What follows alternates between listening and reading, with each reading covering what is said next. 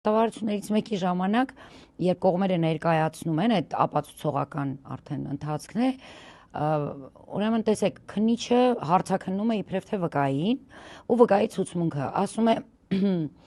ես 200 մետրի վրա էի, տեսա Դավիթը դեղին շապիկով էր ու ձեռքին ատրճանակ կար։ Հիմա բոլորը ծիծաղում են ու ասում, որ Դավիթը ծնված օրվանից դեղին շապիկ չի էլ ունեցել ու երբեք չի հայկել։ Այսինքն չկա այդպիսի փաստ, որ Դավիթը գոնե մեկ անգամ դեղին շապիկ հագած լինի։ Այ դա, տեսեք, ամենակարևորը, քննիչը լավ է, գոնե տրամաբանում է ու հարցնում է, բա 200 մետրից ինչպես տեսար, որ հերիք չի դա Դավիթն է, մի հատ էլ ձեռքին ատրճանակ կա։ Գիտեք ինչ պատասխան էր արձանագրված։ Ես կինոներ շատ եմ նայում։ Եվ դա գնացել էր որպես ապացուցողական հիմք։ Ապացուցվել էր, որ դա Դավիթն է,